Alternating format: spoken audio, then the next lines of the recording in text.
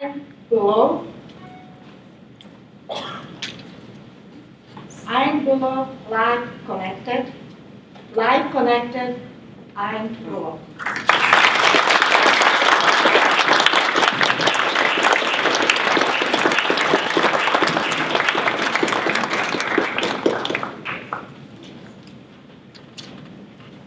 In the chapter I joined, in the club I joined last year, the speech evaluations often start with fellow Toastmasters, Adam or Mr. Toastmaster, honored guests, and then my favorite part, like Cheryl said, and especially me.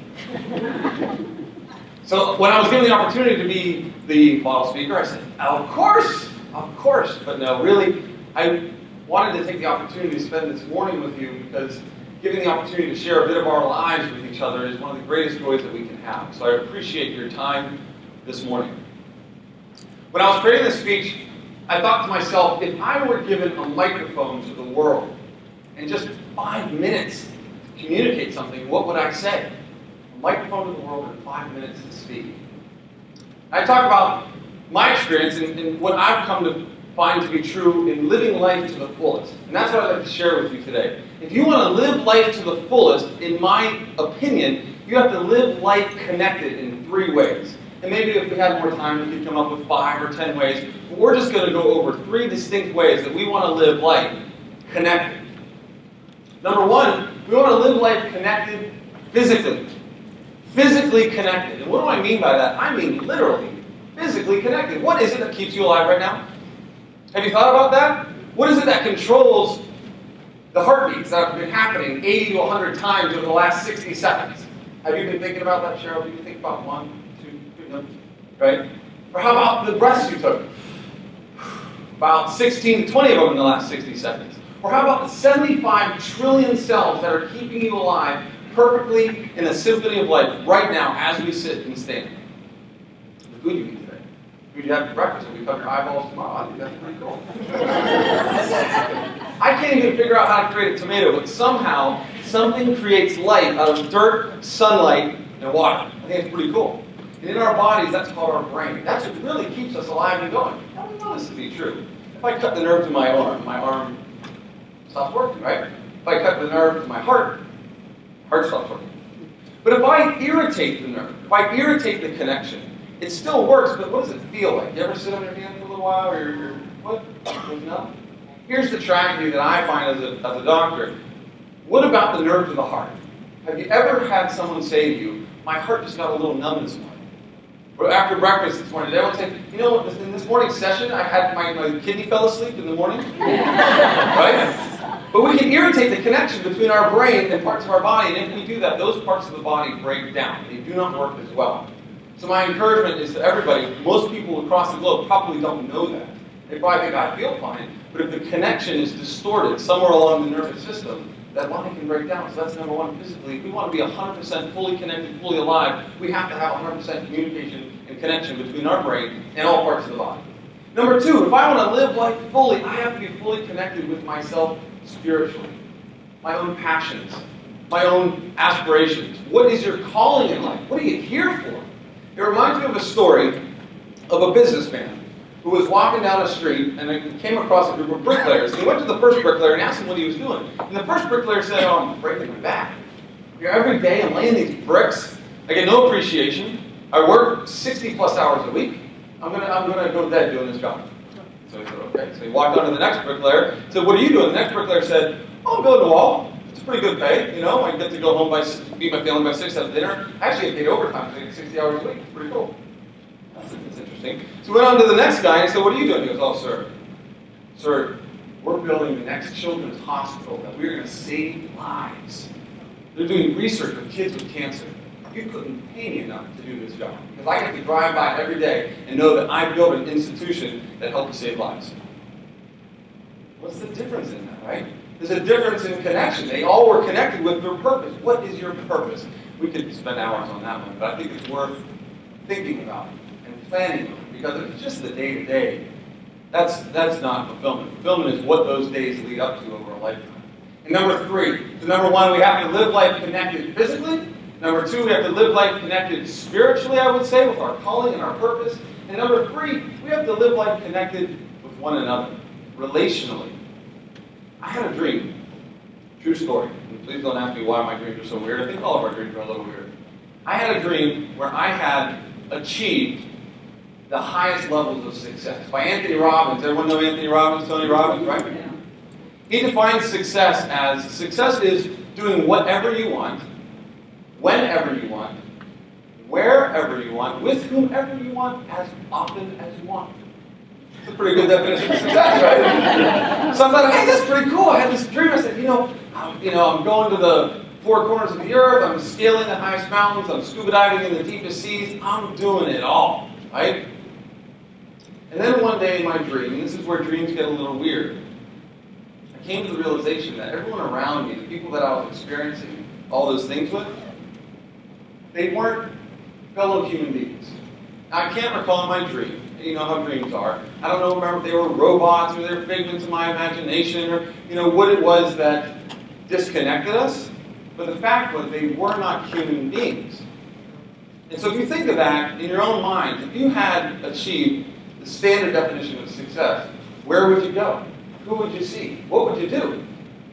But in that model, imagine for a moment if you were to realize that they weren't actually a fellow human. I mean, they're there, but they're not they're not the same species. To me, that's really empty. Right? I couldn't live in a world like that. Even if I had all the toys and all the destinations and all the activities and all the intellectual prowess and all these different things, if I don't have somebody to connect with, to go home to and talk about it with, and to share that life experience with, I'm alone. And that feeling is quite an empty feeling. So, in our aspirations and in our goals and in our walks of life, if we want to live life to the fullest, my encouragement for you is to check yourself, number one, physically. How well connected are you? How do you know? Are you having your tests done? Do you know your numbers? Or are we just coasting and hoping that we'll make it all right?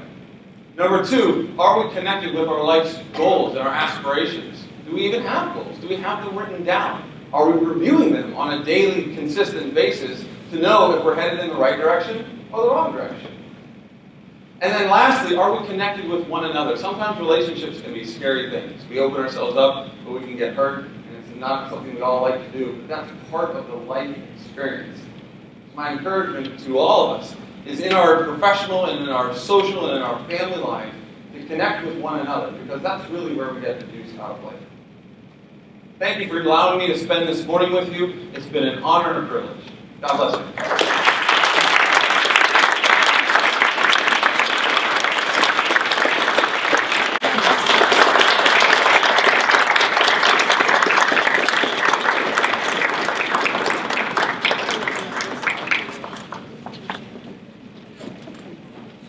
Madam Contest Chair, fellow Toastmasters, and especially Ian. Thank you so much for your wonderful speech this morning, and thank you for being so brave as to stand up here in front of such an amazing group of people and receive feedback from some of our best evaluators in the district. Your message today, Ian, just really touched my heart. Live connected. Physically, spiritually, and relationally. There were a couple things that I loved about your speech and a couple of things that I think you can improve. So I'll start with 3 things that I loved about your speech. First of all, your message spoke to all of us. We all need to live more connected, and that is what Toastmasters is all about. Secondly, I thought that your confidence on the stage just was shining from the moment you opened your mouth. I think that we can all take your confidence as an example to work towards, Ian. And finally, I thought the humor throughout your speech was just terrific. One thing that in particular will stick out in my mind was the fact that what I ate for breakfast this morning will be my eyeballs tomorrow. So I'm glad I chose the fruit instead of the bacon. But 3 things I think that you could work on is, first of all, think about your staging whenever you get up here to do a speech. You had 3 excellent points. You could have told us your first point on this part of the stage, and whenever you moved on to your second point, to the center part of the stage. Whenever you talked about your third point, you could come over here. Then as you went through your speech, I loved how you reviewed your points. You could come back and say, whenever you were reviewing your point over here, and revisit this part of the stage. That'll help us remember the stories that you used and the examples in each position on the stage. Secondly, I think you could have brought your stories to life just a little bit more when you talked about the bricklayer with his aching back. Just a little bit more body language and show us his heartache. But then whenever you talked about the third bricklayer that had a completely different stance because they had a purpose. And that bricklayer could have had a different tone in their voice and a different stance. Finally, I think that you could have used some more you-focused questions in your speech and really tap into our fears and our emotions. You could have asked us, have you ever felt like you were alone, even though you were surrounded by other people? A long pause there would allow us to really think about our feelings of loneliness, and then tell us your point about being connected with others. But overall, I thought it was a fantastic speech. You made us laugh, and you tapped into our emotions, and really gave us a message that was important for all of us to remember, that we're connected to one another, and we need to stay connected to live life to its fullest. Thank you.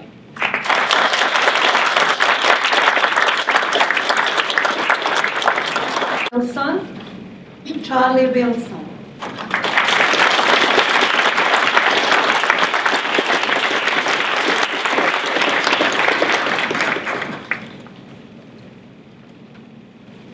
Madam Contest Chair, fellow Toastmasters, guests, what was the most important part of Ian's speech?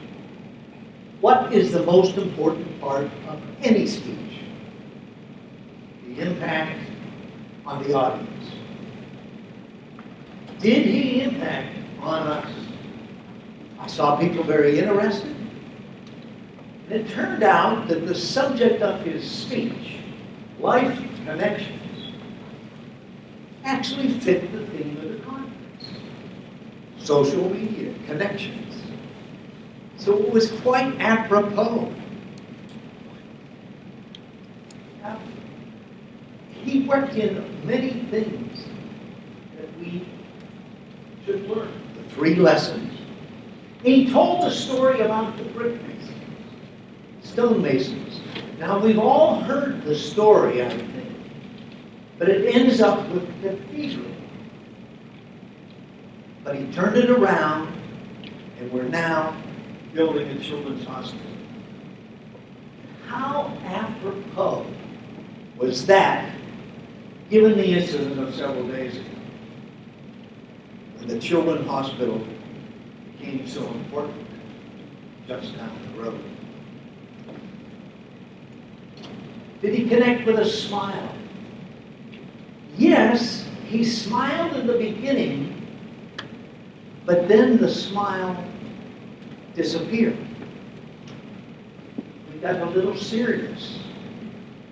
And I think as you pause during the speech, perhaps bringing out another smile would have added to the connection. Eye contact, you scanned the audience very well, but I would suggest that you look at one person, or a phrase, or a complete thought, so that you're really drawing that person in. And with an audience this big, if you just look at the table, your vision is wide enough that everyone can get your personal feeling. Now, you made a reference to Cheryl, which was a nice callback, and honored our guest. Your gestures were basically two-handed and not really broad, and you didn't make use of much of the stage other than the center of the stage. But a doctor who talked to us in terms that we can understand really fit us. You made the message come true. We're all going to take your 3 points. So it was a great speech. I thank you for giving it to us. And I think with just a little bit of smiling more, and a few more gestures, your sincerity and enthusiasm made the day.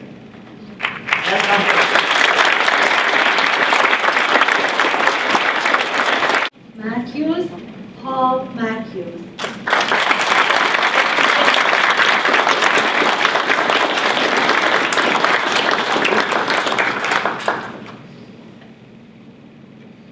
Madam Contest Chair, fellow Toastmasters, here's the moment you've been waiting for, especially Ian. Welcome this morning. And Ian, thank you for your message. That was a terrific message indeed. It's something we all needed to hear, something we need to be reminded of daily. Because life needs to be lived connected. Don't waste a day. Okay? You never know when it will be your last. So thank you for that reminder, Ian. This morning, I want to tell you about a few things I really liked about your speech, mainly content, because the content was terrific. And I'll give you a few pointers, mainly delivery, because I thought there were a few areas where you can make a deeper connection with the audience. So, to start with what I liked, your message, excellent. 3 clear ways to connect with life. You can connect physically, spiritually, and relationally. And I like the fact that you gave specific stories and examples for each and every one. And throughout your speech, as you moved on to the next one, you referred back to the one we already covered, so we never really forgot where we were in the placement of your speech. You were confident, you were calm, you were likable. Throughout the speech, I think everyone connected with it. That was an excellent message. Now, in terms of delivery, I feel like there were a few areas that could have brought the speech to life, most especially in your introduction and your conclusion. Kind of started out just casual, kind of thank the audience to begin with, thank the audience to end with. When you're giving us such a powerful message, we should be thanking you, Ian. So rather than saying, oh, this morning I want to talk about, or you said this, I thought to myself, who else can I think to? I thought I'd tell you about life. Just get into it. Tell us, you are here to live a life connected. Today I'm going to remind you of 3 powerful ways that you can do this every single day to bring your life to a greater level of fulfillment. During your second point of spiritually connecting, you asked a powerful question. What is your purpose? And then you kept going. A pause there would have really brought us into that moment and made us reflect on that message. Also, during your speech, remember to speak to one. That points you to say we or our. But each and every one of us is hearing this through our own ears and our own perspective. So say, what are your goals, your aspirations, rather than our? Also, actionable steps. I believe you gave us some good ones for spiritually connecting, which is writing down your goals. But I feel physically and relationally, we could have used a little bit more of what can I do today to really put this message into action? Can I go out and exercise, go for a run, breathe some fresh air? Can I go call an old friend, make a connection in a relationship that may have fallen away? Those are ways to really connect with that life. Overall, though, Ian, this was a fantastic message. Thank you for sharing it, and congratulations. Francine Milligan.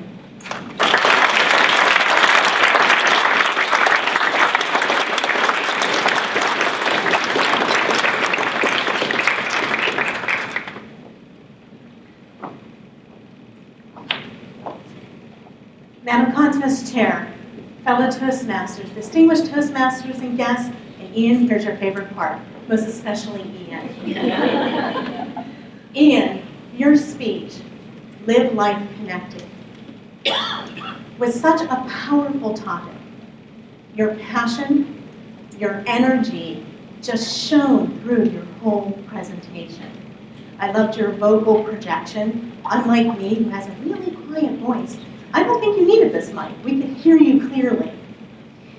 What I would have liked to see a little bit more, though, is a better beginning. Your introduction and explaining why you were here and how you got here didn't really kick off the audience with an introduction. Instead, Live life connected. When I hear live life connected, what's the first thing I think of? I think of everybody out there with their cell phones, texting on Facebook, Twitter, and not communicating with each other. Perhaps pulling out your cell phone and kicking off your speech with the connection with social media would be a great way to start. I loved your use of staging when you gave the example of the bricklayer. It painted such a vivid picture for all of us. However, your use of stage throughout your speech seemed to have you centered right here and mainly over to the left. The 3 points of living life connected physically, aspirationally,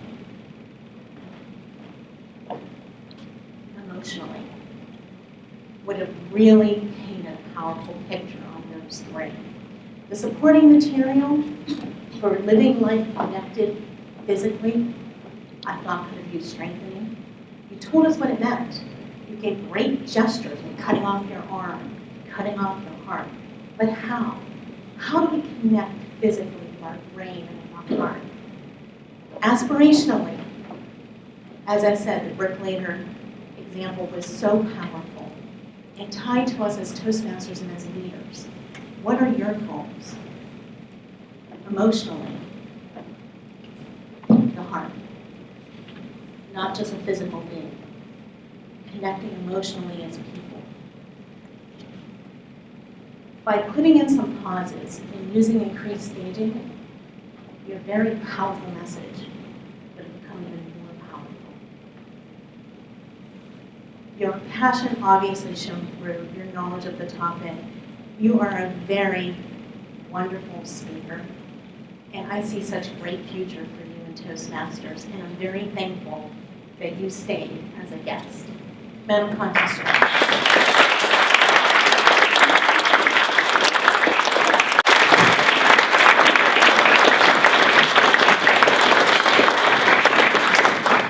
Thank you for your speech today. It's always excellent when I get to come out and listen to a good speaker. It's even better when I get a lesson from it. And he gave us all 3 lessons today, which I really appreciate.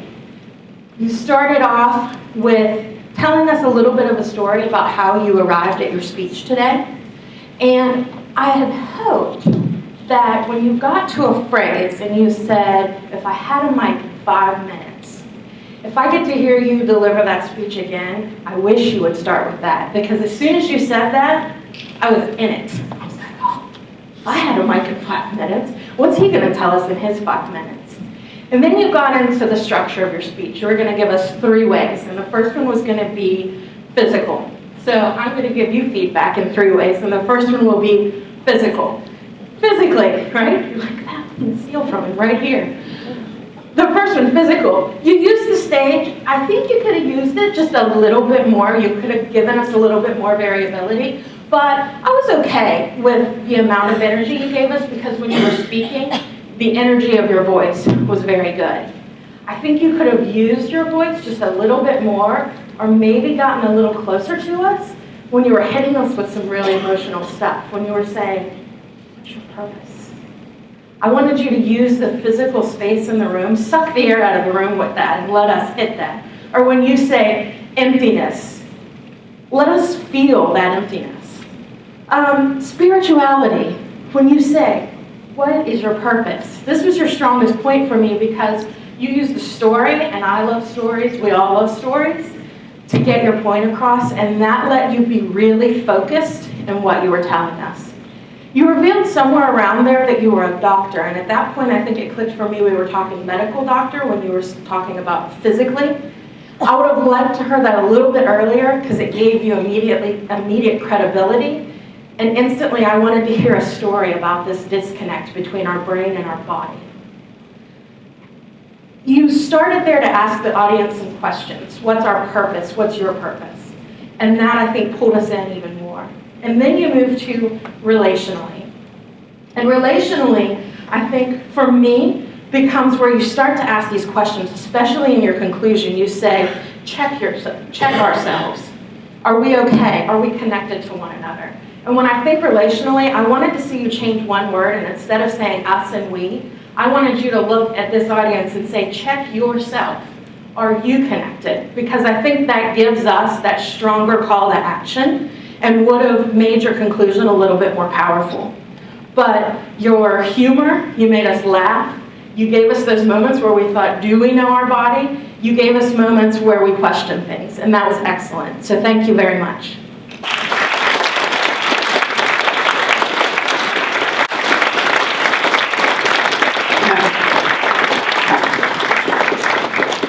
Fellow Toastmasters, Madam Chair. Ian, you gave such thought-provoking introspection into mind, body, spirit, and self. You drew me in immediately. Your composure, standing up here, your air of confidence just drew everyone in. You weren't giving a speech as much as you were giving us a chance to share a part of your inner sanctum, your own being. I want to move to the critique. And this is kind of sacrilegious to say this, but I wouldn't change anything. You've already built your personality and your archetype to the point where you were Ian up on this stage. Your movements were subtle but meaningful.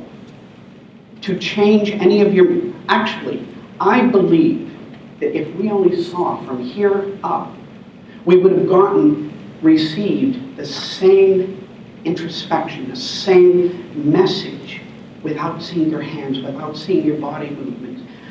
Though when you talked about Bricklayer 1, Bricklayer 2, and Bricklayer 3, the movement was wonderful. But to me, your words spoke more than any body gesture could have offered. If you, the audience, like me, have ever thought, what is my purpose in life? I think we could sum it up as, here we are. This is one of a multifaceted purpose of what our life is about, what we strive for. You succinctly put it into words that many of us have been striving, fighting to find those same words. I like how you had pauses and you kind of would stare off as this noble modern day philosopher.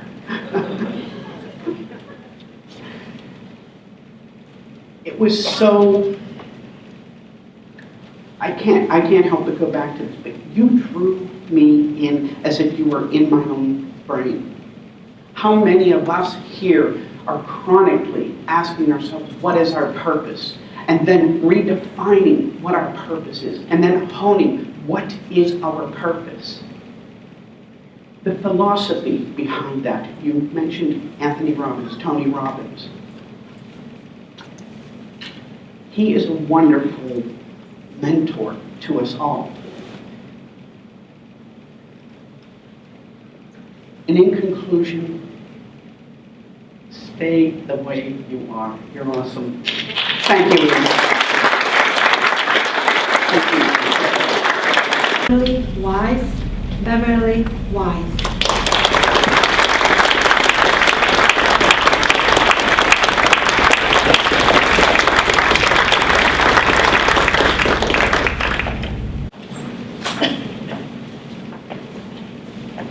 Haven't we had a great morning so far? First we have Cheryl, and then Ian. Thank you very much for adding the value you did to this morning. You made choices. First of all, he chose to volunteer for this. I believe you chose that, unless this move was a way of untwisting your arm, possibly.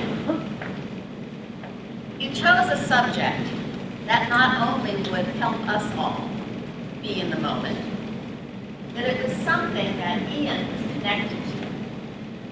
He could have chosen a lot of pieces of this particular topic, but he chose 3. We all know we love our 3s.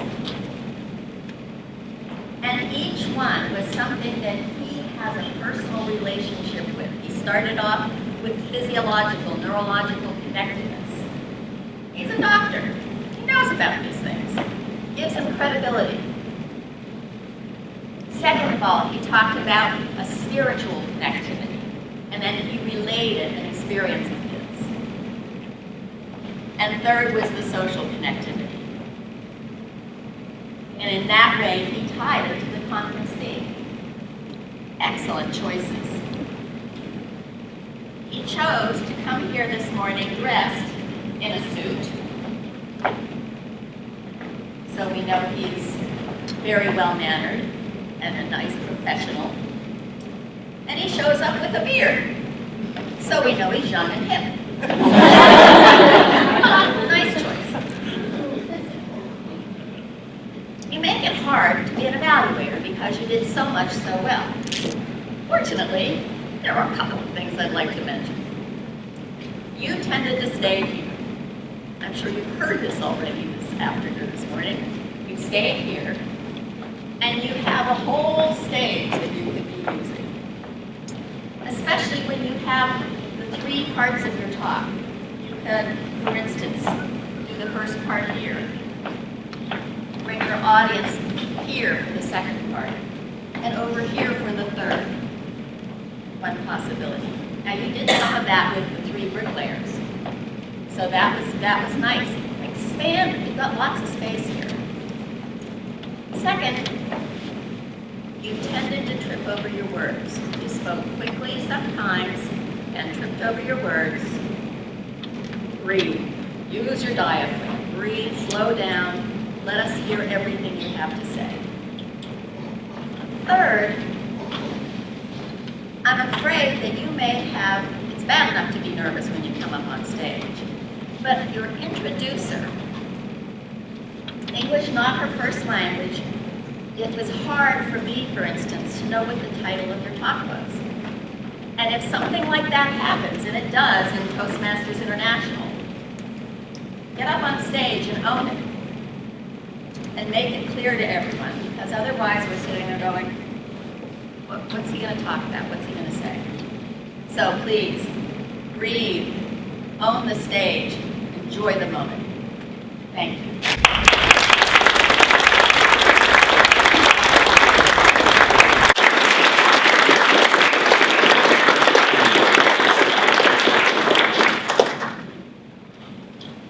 Madam Contest Chair, fellow Toastmasters, honored guests, and mostly Ian, or Dr. Bulow. We'll call you Ian because you gave us that familiarity, you gave us that ability, and I like that. There were several things I liked about your speech. You know, in Toastmasters, we have that competent communicator section where it teaches us those projects, and we all say, well, what are those about? And those are about making great speeches. And Ian, you hit upon so many of those today.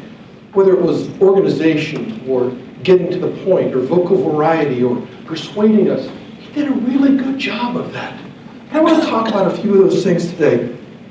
One of the things you did was a great opening. It was upbeat, it was enthusiastic, and it engaged everybody right away. And then he did something very skillful. He told us his outline, which was, I'm going to have 3 points. Now in our club, we call that the hand rule, because you have a great opening, you have 3 points in the middle, and then you have a great closing. And when you tie those two together, you do a great job, which is what you did with your opening. Organization, great organization. I also like that you got to the point, because you had 3 stories. The stories were the physically connecting, spiritually connecting, and the relational connecting. We all got involved in that because he did some really good techniques that are great with Toastmasters. We know them as rhetorical questions, getting your audience involved. There was some natural humor in your speech, which was phenomenal, because this wasn't a speech that you could say, well, gee, I'm going to talk about living a connected life, and I'm going to throw out humor, and everybody will laugh. But you're a natural storyteller.